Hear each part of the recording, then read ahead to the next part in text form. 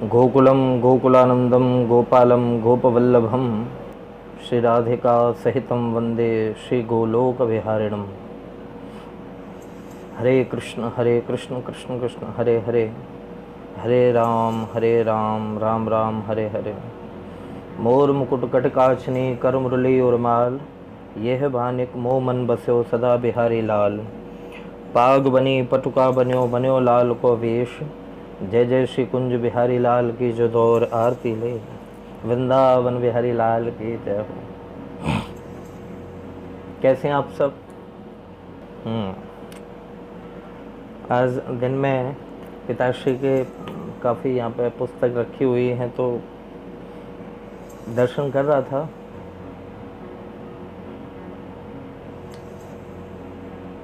एक बड़ा विचित्र भाव पूज्य वृंदावन वाले महाराज जी श्री राजेंद्र जी महाराज का मुझे स्मरण में आया। एक श्लोक देखा था आज,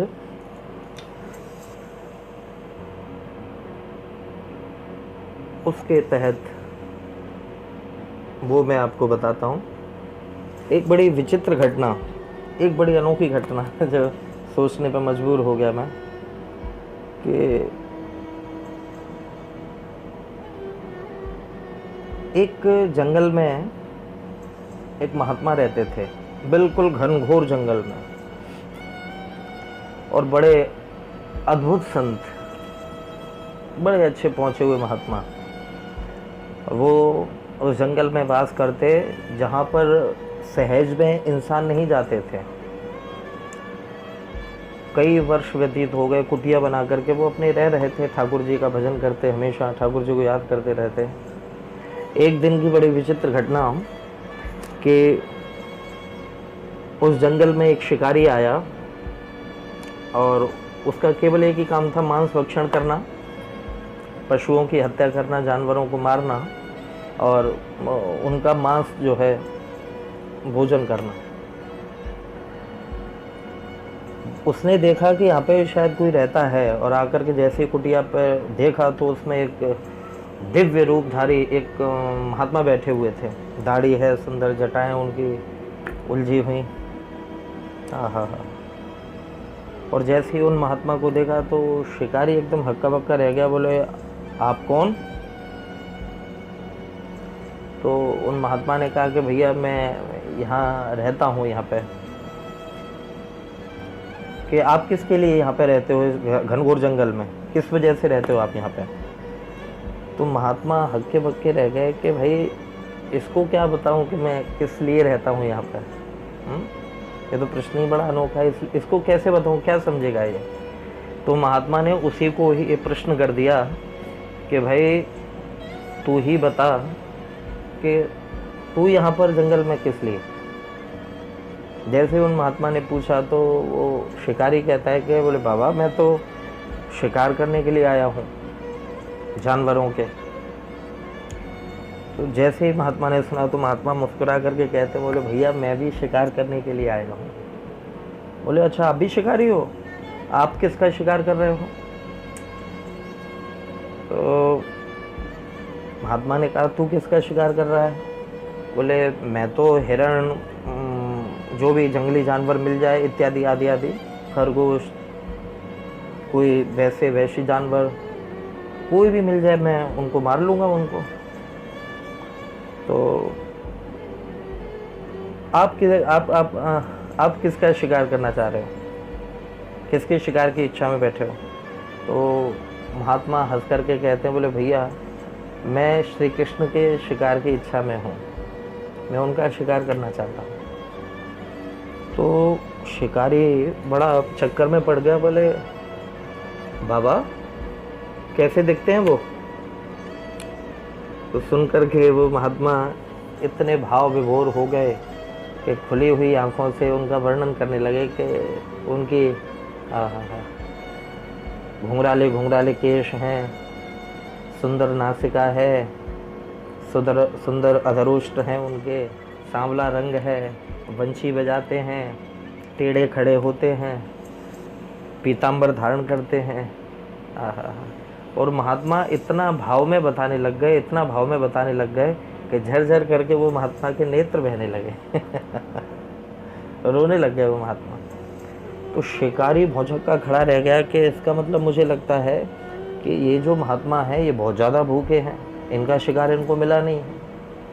तो शिकारी तुरंत कहता है, अरे महाराज महाराज रो मत। बाबा रोना नहीं बिल्कुल भी, मैं अपना शिकार बाद में देखूंगा, अपने शिकार को मैं बाद में ढूंढूंगा, पहले मैं आपका शिकार ढूंढ करके लाऊंगा, आप चिंता ना करो। और ये कह करके धनुष बाण और अपने जो हथियार थे वो लेकर के घनघोर जंगल में चला गया। एक वृक्ष पर उसने अपना बैठने का स्थान बनाया, दिन भर बैठा रहा कि शायद वो शिकार मिल जाए। घुंघराले बाल, सांवला सलोना, पीताम्बर। बोले बाण से काम नहीं चलेगा, पूरा 24 घंटे बैठे रहा वो। अगला दिन हुआ तो उसने जाल बिछा दिया कि अगर आया और मेरा बाण ना लग पाया तो कम से कम जाल में तो आ जाएगा वो। जाल बिछा दिया। दूसरा दिन हुआ लेकिन तब भी वो शिकार नहीं आया। और तीसरा दिन जब हुआ तो मेरे भाई बहन कमाल हो गया। सारी वेद की रीति यहाँ पर थोड़ा सा रखी रह गई। भाव की वजह से, उस लगन की वजह से, लगन की बहुत बड़ी बात है भाई। उसकी लगन की वजह से हमारे श्री ठाकुर जी, श्री बालकृष्ण प्रभु उसी झांकी में, जिस झांकी का वर्णन किया था उसी झांकी में सांवले सलोने घुंघराले बाल हैं, वंशी अधरों पर है, मोर मुकुट है, पीताम्बर धारण किए हुए हैं, और अपने आप ही आकर के उसके जाल में उलझ गए। शिकारी की आंख लगी हुई थी और जब देखा कि ये तो जगह ही नहीं, तो श्री ठाकुर जी वंशी और बजाने लग गए। और जैसे ही वंशी को सुना तो शिकारी एकदम हड़बड़ा करके खड़ा हुआ, अरे ओ ये तो शिकार मिल गया, शिकार मिल गया ये तो भाई।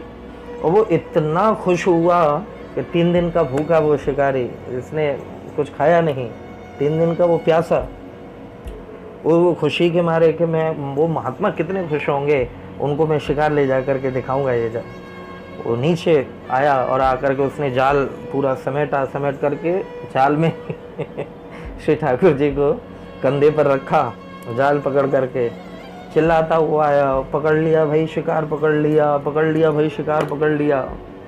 चीखता चिल्लाता हुआ आया खुशी के मारे। जैसे ही महात्मा ने अंदर कुटिया में आवाज़ सुनी, महात्मा ध्यानस्थ बैठे हुए थे कि शिकार पकड़ लिया, कौन से शिकार की बात कर रहा है ये?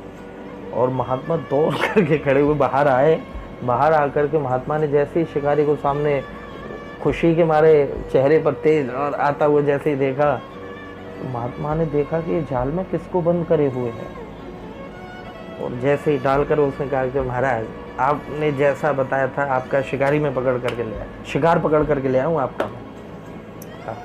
और जैसे ही जाल हटाया सज्जनों, देखते ही महात्मा झर करके रो पड़े, फूट करके रो पड़े महात्मा। अरे भगवान, मुझे इतने वर्ष हो गए, इतने साल हो गए, आज तक श्री ठाकुर जी ने मुझे कभी दर्शन नहीं दिया, और इस भील पर, इस एक शिकारी पर, एक मांसाहारी पर आप इतना रीझ गए कि 2-3 दिन में ही आप, प्रभु क्या लीला है। झर करके महात्मा रो पड़े, झर करके रो पड़े। और जैसे सज्जनों वो महात्मा रोए, उसी समय श्री ठाकुर जी महात्मा से कहते हैं, प्रभु इस शिकारी का भाव आपके भाव से थोड़ा सा ज़्यादा था, इस शिकारी के अंदर जो लगन थी वो आपकी लगन से थोड़ी सी ज़्यादा थी। और एक जो इन 2 बातों से भी जो बहुत बड़ी बात है कि इसको मैं इसलिए मिला क्योंकि इसमें कुछ लगन थी, कुछ भाव था, कुछ तल्लीनता थी, लेकिन 3 चीज़ों से बड़ी बात थी कि इसने आपका दर्शन कर लिया था महात्मन। तो आपके दर्शन के प्रभाव से इसके क्लेश, इसके पाप, इसके जो प्रारब्ध था वो कट गया। संत धरस जिम पातक टरहि। एक वैष्णव, एक भजनानंदी का जब जीवन में दर्शन होता है भाई, तो संभवतः निश्चित ही उसके पाप जो हैं समाप्त हो जाते हैं व्यक्ति के। तो इस वजह से इसको दर्शन जल्दी प्राप्त हो गया। और इतना कह करके ठाकुर जी अंतर्धान हो गए। महात्मा झर झर करके रोते रह गए, रोते रह गए, रोते रह गए। तो ये भाव इसलिए मैंने बताया कि यद्यद्धियात उरुगाय विभावयन्ति तत्तद्वपुः प्रणय से सदनुग्रहाय। भक्त जैसी जैसी कल्पना करता है, यद्यद्धियात उरुगाय, हृदय में बुद्धि से जैसी जैसी कल्पना करता है, तत्तद्वपुः प्रणय से सदनुग्रहाय, अनुग्रह करके हमारे ठाकुर वही रूप लेकर के प्रकट हो जाते हैं। ये ठाकुर जी की बड़ी महिमा है भाई। इसलिए ठाकुर रीझते हैं तो केवल प्रेम पर और भाव पर रीझते हैं। व्याधस्य आचरणम ध्रुवस्य चवयो। लोग कहते हैं कि कार्य अच्छा करो, तो व्याध ने तो बाण मारा था, मिल गए उसको। ध्रुवस्य चवयो, लोग कहते हैं उम्र बहुत लंबी होती है तो ठाकुर की कृपा हो सकती है। बोले ध्रुवस्य चवयो, ध्रुव प्रहलाद की कौन सी उम्र थी? विद्या गजेंद्रस्य का, बोले बहुत पढ़ाई लिखाई, बहुत लिखने गुनने से। बोले गजेंद्र जो हाथी था उसने कौन से कॉलेज में, यूनिवर्सिटी में टॉप किया था? कई लोग सोचते हैं कि किसी जाति विशेष पर ठाकुर जी रिश्ते हैं, तो का जातिर विदुरस्य, विदुर की कौन सी जाति थी? दासी के बेटे थे वो। बोले शायद पौरुष पर, पराक्रम पर ठाकुर जी रिश्ते होंगे, तो रुग्रस्य किम पौरुषम, उग्रसेन जी महाराज का कौन सा पौरुष था? सोचते हैं कई लोग कि शायद सुंदरता पे ठाकुर रिश्ते होंगे, तो कुब्जा या कमनीय रूपम अधिकम, कुब्जा कुबड़ी वो कौन सी सुंदर थी? तो शायद पैसे पे ठाकुर जी रिश्ते होंगे। तो बोले किम तत् सुदामनोर धनम, सुदामा जी कौन से धनवान थे क्या? तो किसी ने पूछा अरे फिर रिश्ते किस पर हैं? प्रारंभ से समझिए। व्याधस्य आचरणम ध्रुवस्य चवयो, विद्या गजेंद्रस्य का जातिर विदुरस्य यादवपते, रुग्रस्य किम पौरुषम, कुब्जाया कमनीय रूपमधिकम, किम तत्सुदाम्नोर्धनम। तो बोले रिश्ते किस पर है? तब कहा भक्त्या तुष्यति केवलम न च गुणैः, भक्ति प्रियो माधव। हमारे ठाकुर अगर रिश्ते हैं तो केवल और केवल भक्ति पर और प्रेम पर। और वो प्रेम और भक्ति आप लोग अपने हृदय में बना करके रखें। खुश रहें, स्वस्थ रहें और ठाकुर जी का भजन करते रहें, उसको याद करते रहें, ईश्वर को। जय श्री कृष्ण, जय श्री राधे।